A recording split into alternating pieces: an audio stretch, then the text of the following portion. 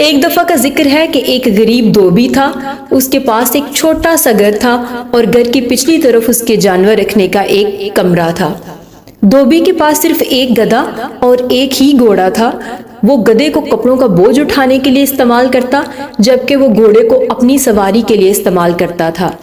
گھوڑا ایک آسان زندگی کا لطف اٹھا رہا تھا جو صرف اپنے مالک کو لے کر جاتا، جبکہ بیچارے گدھے نے ساری محنت کرنی ہوتی تھی اور کپڑوں کا سارا بوجھ اٹھانا ہوتا تھا۔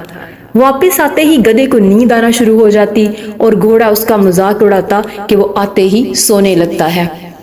دھوبی لوگوں سے کپڑے لینے گاؤں جاتا اور دھلے ہوئے کپڑے واپس کر کے اور لے آتا۔ اسی طرح ایک دن دھوبی گھر گھر جا کر کپڑے دھونے کے لیے جمع کرتا رہا، پھر اس نے سب کچھ اپنے گدھے پر لاد لیا۔ آج ہمارے سامنے ایک بڑا کام ہے، ہمارے پاس ہر دوسرے دن سے زیادہ دھونے کے لیے کپڑے ہیں، ہمیں جلدی کرنی پڑے گی، دھوبی نے کہا۔ جیسے ہی اس نے گدھے پر سارا بوجھ لاد لیا، وہ آگے کی طرف بڑھنے لگے۔ دھوبی نے گھوڑے اور گدھے کے ساتھ ساتھ چلنے کا فیصلہ کیا، لیکن گدھے کے لیے بوجھ بہت زیادہ تھا تو وہ بہت تھک گیا اور اس کی ٹانگیں جواب دے گئی تھی۔ جب وہ آدھے راستے پر تھے، گدھا ایک دم نیچے بیٹھ گیا۔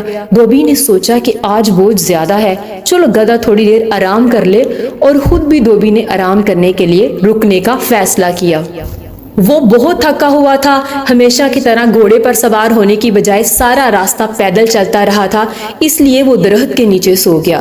اسی وقت گدھے نے گھوڑے سے بات کرنے کا فیصلہ کیا اور کہا، دوست، کیا تم میری مدد کر سکتے ہو؟ یہ بوجھ اٹھانے کے لیے بہت زیادہ ہے۔ چونکہ آج مالک پیدل چل رہے ہیں اور تمہارے اٹھانے کے لیے کوئی بوجھ نہیں ہے، تو کیا تم میرا کچھ بوجھ لے سکتے ہو؟ لیکن گھوڑے نے اس کی بات نہ مانی اور کہا کہ میں مالک کے لیے ہوں، تمہارے کام کے لیے نہیں، اور کپڑوں کا بوجھ اٹھانا میرا کام نہیں ہے، یہ تمہارا کام ہے اور تمہیں ہی اکیلے کرنا ہوگا۔ گدھے کے پاس کپڑوں کا بوجھ اٹھانے کے سوا کوئی چارہ نہیں تھا، چنانچہ جب انہوں نے اپنا سفر دوبارہ شروع کیا تو وہ آہستہ آہستہ چلتا رہا، لیکن تھوڑی دیر کے بعد اس کا وزن بہت زیادہ ہو گیا اور وہ گر گیا۔ اس نے دوبارہ اٹھنے کی کوشش کی لیکن نہ اٹھ سکا۔ ارے نہیں، دھوبی پریشان ہوا۔ دھوبی نے سوچا کہ یہ کپڑوں سے بھرے ہوئے تھیلے بہت بھاری ہیں، ان کو اکیلے گدھے پر لادنا میری غلطی تھی۔ اب گدھا بہت تھک چکا ہے، اس لیے اب وہ یہ بوجھ نہیں اٹھا سکے گا۔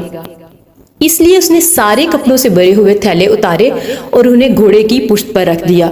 چلو آج گدھے کو آرام دیتے ہیں، اور وہ دوبارہ آگے کی طرف چلنے لگے۔ چلتے چلتے گھوڑے کو احساس ہوا کہ اس نے کیا غلطی کی ہے۔ واپس پہنچتے ہی گدھا تو چارہ کھانے لگا، لیکن گھوڑا کھڑا رہا کیونکہ وہ بہت تھک گیا تھا۔